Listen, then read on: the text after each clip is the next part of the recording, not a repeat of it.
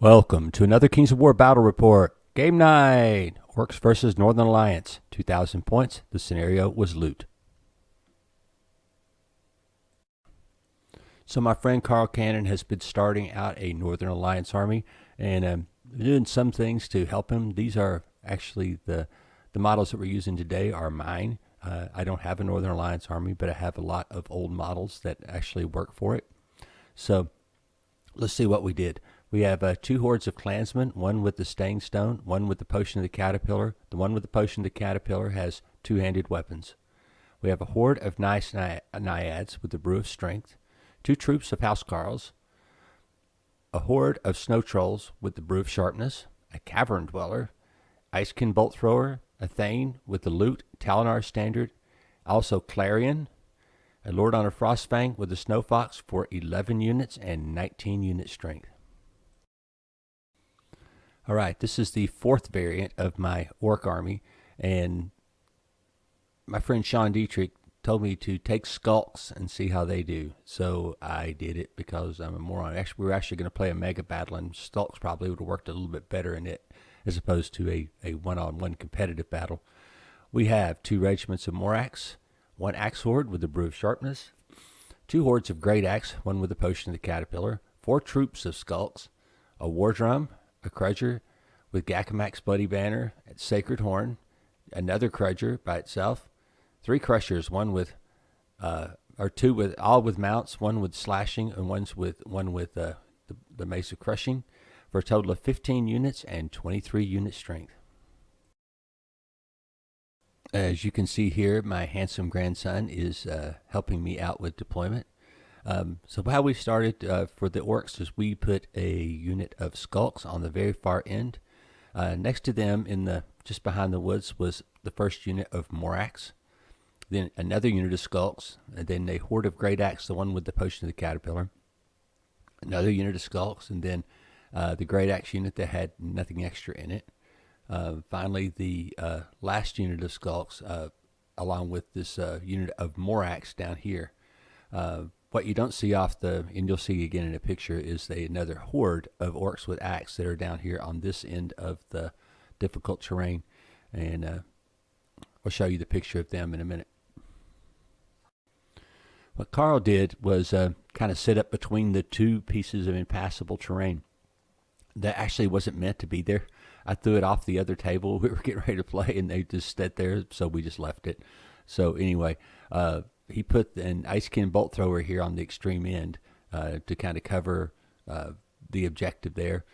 First unit of clansmen was next to the tower there, and then those are actually my old GW dryads who are posing as ice naiads for this game, which works fine. Then both units of housecarls, and behind the housecarls are the trolls with the brew of sharpness. On the very end, we have the last unit of clansmen, the ones with the potion of the caterpillar. Along with that unit, we had the cavern dweller and the lord on frostfang. So he had a good, strong attack coming in on that left side. The only thing is there's a lot of terrain on that left side, so we're going to see how that works out for him.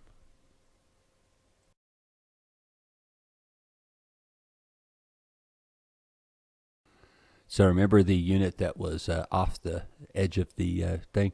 I marched them forward 10 inches. I'd slightly angled them so that I could get past that stupid piece of difficult terrain. I also sent the one of the crushers, the one that had nothing on it, on a suicide charge to try to get rid of the icekin bolt thrower, since it also did not have any defense. So my goal here is to get up here, march forward yet another turn to the right, and start flanking the middle of the table along with the token that I have. Here I just kind of moved everything forward. Skulks can scout, which I knew they could, but I never think about the idea of what I could have done was to have scouted them. And when I got the first turn, I could have started off with all of the objectives in my hand and then forced him to move forward a little bit faster, probably than he wants to, and could have caused a mistake. So the Skulks, even though I was really down on them, I could see a use for them. I'm not saying they're good at all, but that would have been better than what I did with him. So I just think that could have had a potential because of getting those objectives on the first turn. He had no units that could charge 12 in his front battle line, so I could have easily got the objective and started getting away from him. So it was a thought. Carl just kind of shuffled around trying to get himself in line. And so you see this down here, the Orc Axe Horde has moved up another 10 inches. So now they are not only threatening to get the token next turn, but also threatening to get to be in the flank of his army. The Crusher went ahead and moved forwards. I just could not quite. I mean, I probably had a charge, but it was kind of iffy. So I was being nice. I mean, I would expect anybody to do the same thing because I think I could see like a millimeter of it. And that wasn't cool. So I went ahead and just moved him another turn. So that way I'd be sure to have a clean charge next turn. Move my unit of Skulks up on the hill next to that objective. I did not take it. I just moved up to it. The unit of Morax here, because I knew he was going to charge, I went ahead and side moved him a little bit to maybe get a flank charge on that unit of clansmen if they decided to come. Everything else just kind of moved forward and shot. I actually got one of the Housecarl units up to 4 wounds. So go Skulks. I mean, I wouldn't have expected anything from them, as lame as they are. So I think maybe that was another bad move because of stopping and shooting. I should have just been moving. I should have been jamming. I mean, normally if you've ever watched me game, I spend most of the game jamming people's armies, and and here I am. I moved it forward and just sit still. Where if those would have been axe troops, or if they would have been my usual units of Orklings, I would have just moved him forward right into his face and held him up, and that way I would have been able to easily snag those objectives. But the Skulks, maybe you actually want to stop and shoot, which was a huge mistake.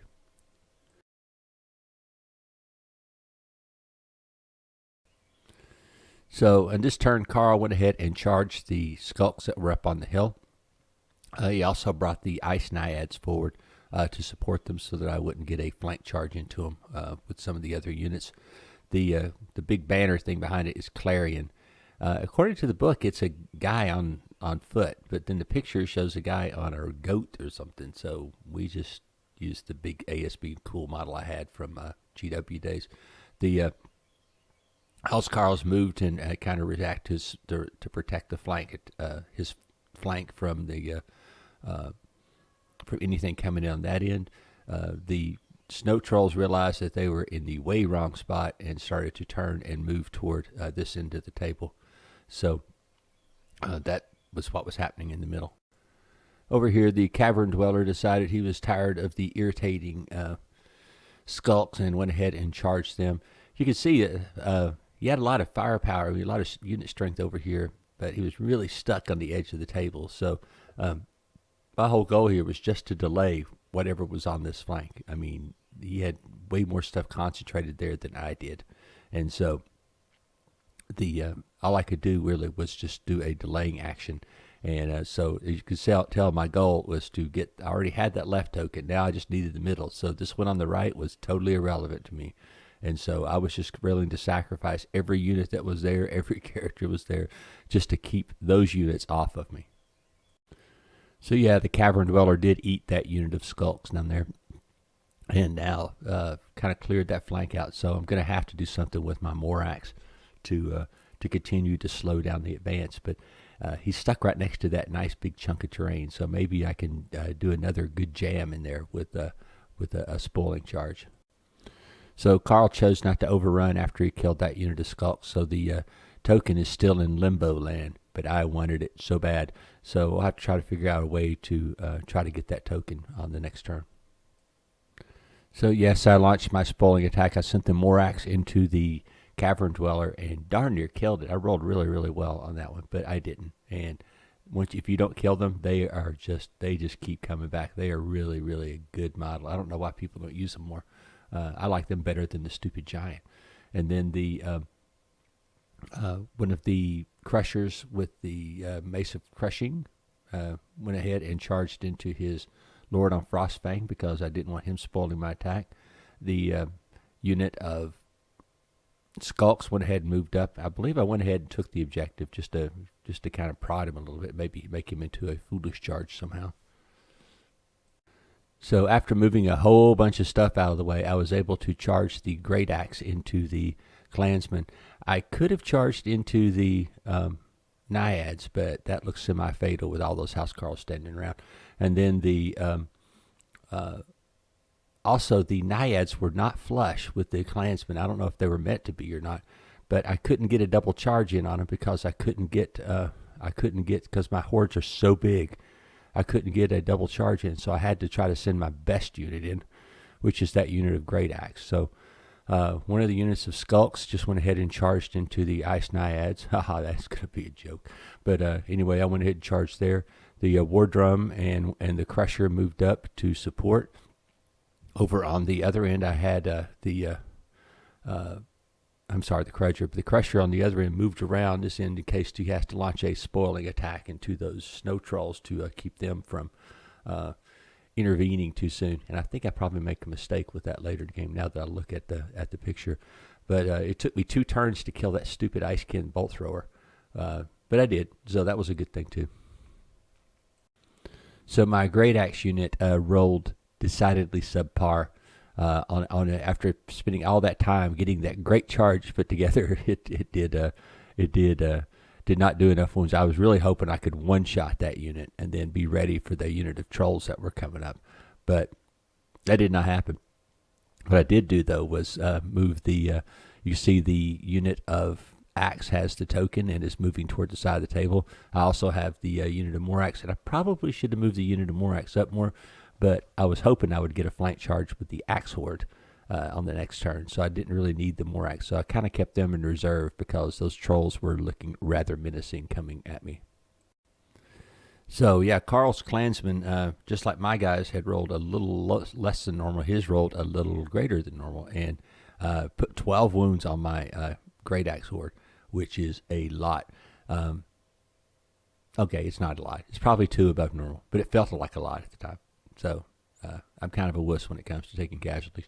So anyway, they did a great counterpunch. The Ice Naiads slaughtered the hapless Skulks, and now my flank is hanging in the wind to that unit of Ice Naiads for his next turn. So I'm going to have to compensate there.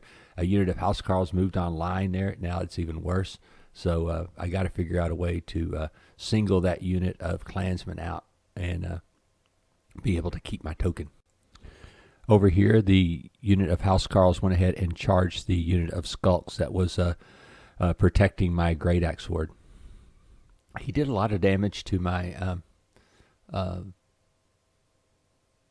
Morax, but did not break them. I mean, they're pretty tough to break. I mean, they have dash 15, I believe, in morale, so they're pretty good. I mean, not being able to be wavered is a big thing. Over here, the Axe unit did eventually. I rolled poorly yet again, but it was enough because, I mean, they were already so damaged. I mean, they were at 10. I think I did 8. Should have done 12. So I was subpar, but I still was able to was able to win. The thing was I was hoping to get a big back off so that those trolls wouldn't reach me on the next turn, and I rolled a 1. So, oh well, you can't count on that anyway. So what I had to do here to protect from the Ice Naiads was I charged the Crutcher into them to hold them up for a turn, just till I could get my other reinforcements. And I moved the Morax and of course, the Axe Horde is moving in closer now to try to help out on this end because, I mean, I have an advantage on this end. The other end, I am totally hosed. All right, in Carl's turn, something happened over here that just made me hate Skulks that much more. They survived a charge from a Housecarl unit. I'm like, that's crazy. And now they blocked my charge into his unit of Housecarls because I could have killed one. And because he's so jammed up in that corner up there, I might have been able to jump on these units here and kill them one at a time before the other units get in place. But I didn't. But, you know, it was just like, oh, my God, if they would have just died like they were supposed to, I could have easily charged in and killed that first unit of Housecarls. And I probably would have caught some more charges, but it was just the plan would have been better because it would have taken him a little bit more time to get around that piece of impassable terrain. So yes, the trolls just absolutely crushed the Axe Horde, and now they have my token, which is pissing me off.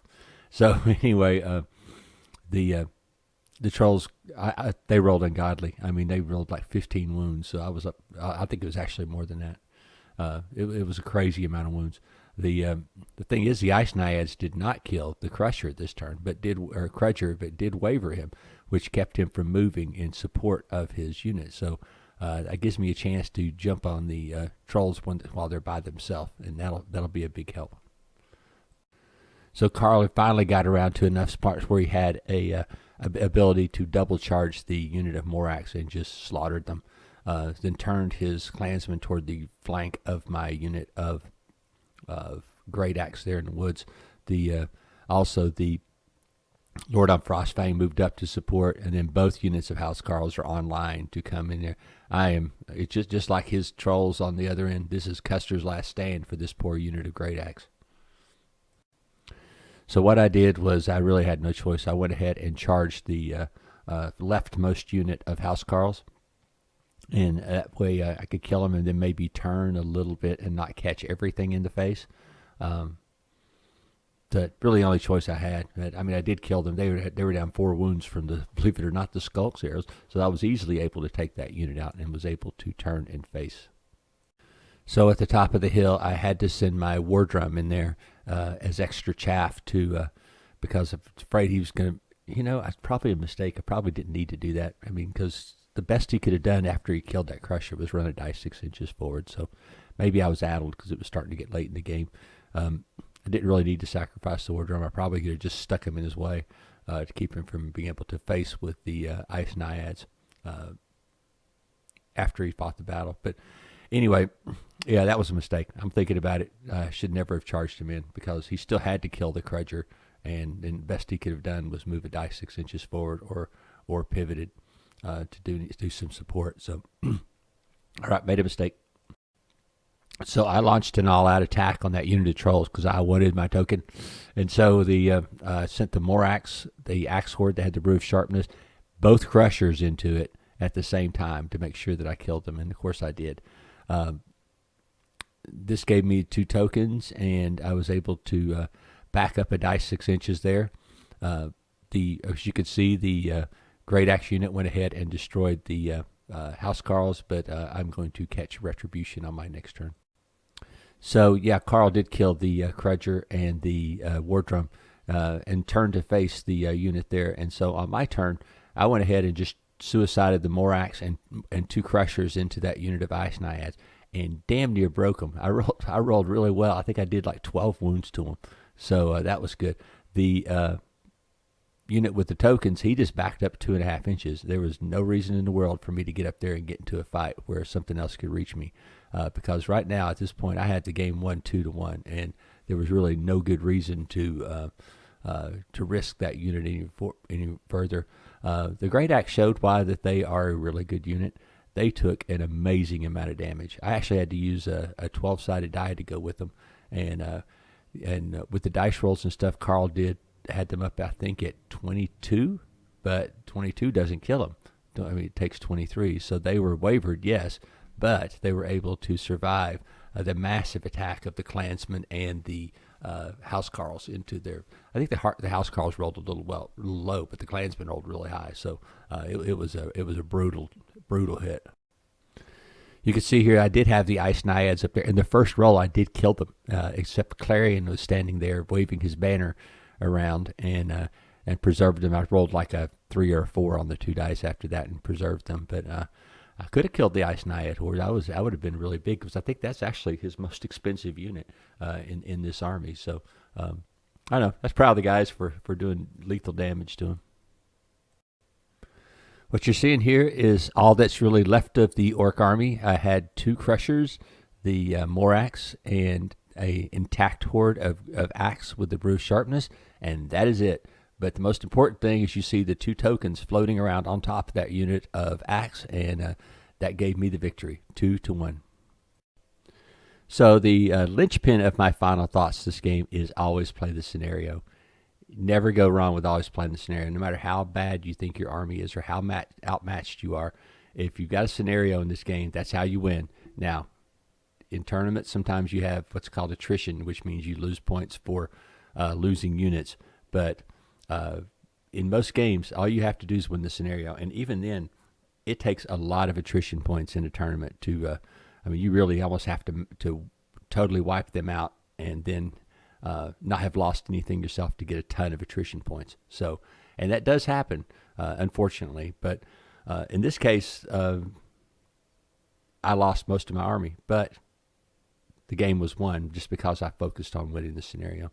The thing in this game that threw me off, at least personally, is I'm not used to using the Skulks. Now, what's really crazy is I have probably 100 painted Orc archers. It's crazy. I used them at a tournament one time, and it was just because I took all the figures people had given me, just free gift figures. There were old Night Goblins and old Orc archers, and people just handed to me. And so I painted them all up to use them in a GW tournament as a joke. And people thought I was running a gun line. I'm like, then they realized that the archers never even stopped to shoot. They just were moving forward, just like infantry. And so they were like, "You're crazy." And I'm like, "Well, I was just here for fun." Sometimes I go to tournaments just to goof off. And in that case, that was one of those goof off tournaments. And I had a good time. And it was funny to paint up all those Orc archers. But I do have a ton of Skulks or Orc archers, whatever you want to call them. But I do have a ton of them. And this is a fraction of them. These are full model count. That's 40 models, and I easily have double that. Hell, I may have triple that. So it was kind of neat to get them out and throw them on the table. So the thing is with the Skulks is Sean taunted me into using them, and the thing is they could have actually worked. The problem is I really hadn't thought it out the way before. I mean, in this case, I could have had a unit of Skulks aimed at every objective and snagged them all in the first turn. And then because his army doesn't charge further than, the biggest charging in the army is the Trolls, which could charge 13. I could have easily gotten away and set up in my own ambush where he would have had to come to me in this game instead of me going to him as aggressively as I did. So with a little bit of forethought, I could have got this done. And the other thing is using the scout to move him forward the max 10 inches and then moving 10 inches again right into his face would have even slowed him down even that much more. So probably would have been at least one portion of the army. So the thing is, the Skulks could have just went up there and taken all the objectives, then had one unit just jam into the middle of his army to slow them down because he has to kill them. I mean, you can't just ignore them. And so, which he would have done easily, but it still would have slowed the army down quite a bit. And so they could have worked. I mean, could have worked a lot better than how I used them. But again, I've never used them before. And really, this is after a night's sleep, thinking about how they could have worked. Now, is that a competitive idea or a competitive build? No, it would. I don't think it would work. But who knows? I mean, it might be worth trying again just for the hell of it against somebody else, just to see if they do have any thing. The worst mistake you make with Skulks, though, honest to God, is to shoot. There's no reason in the world you should shoot with them. I mean, if you have nothing else better to do, if you cannot think of a better place to move or a better position to take, then you can shoot. But don't stop and shoot. That's just stupid. You just need to keep moving all the time. Use them like the chaff that they are. If they get to shoot, that's fine. At the end of the game, if you got some shots, hell, that might be okay. But early in the game, you're just wasting your time. They're not going to hurt anything. Long term, anyway. It's just not going to do very much damage. But, in one case over on the right flank, I was using them just to taunt, just to make somebody charge them. Because eventually, if you ignore them, they will start pinging wounds on you. But they could have been used much better this game. As far as Carl's army, I thought the army did great. I think the big mistake is that he needed to spread out, or at least put one unit over here, or like one detachment. I don't know what you would call it. I mean, I think you could have put the Klansman and the Icekin Bolt Thrower over here on this side of this tower, and at least defended that objective there, because that would have been a question. I mean, you're not just going to bust through that unit of Klansmen and the Bolt Thrower to there. You could have put Clarion over there to help there, and where the Klansmen are, you could have put the Trolls. Probably though, the better would have even had the Trolls over here on this, because they're fairly there's no terrain in the way. It'd have been a great place for them to charge. The other thing is he did get kind of jammed up over there next to that tower. He probably wouldn't have got jammed up if he would have got the first turn, but having the second turn where I could just kind of push things up there to keep him from just allowing one or two things to sneak through at a time, that was probably a mistake. Once he got through, though, he just absolutely crushed my flank, and there was really nothing I could do about it. So, again, I think the only mistake made was not defending this other objective, and that allowed me to just sacrifice everything to get to that middle objective and to take it, and then there was nothing left for him to take, nothing left for him to take it back with. I mean, because I'd pulled everything that direction. So really a weird game, a good game. I mean, it's very rare that I get to the end of a game and I think about all the possibilities that could have happened on either side, and I think it'd be really a good replay just to see how, based on what we've both learned, be able to sit back and play this game again and see what would have happened. So, I mean, like I said, I kind of like the idea. I mean, I think it would be a really good replay game to try out, just to see what we both learned about our armies and what would be a better way to do it. So anyway, hope you enjoyed the battle report. Like I said, you got some thoughts on this battle. I mean, this is very provocative to me because of all the possibilities that I see in this game. And if you've got some comments, please leave them down below. And I hope you enjoyed the battle report and have a great week.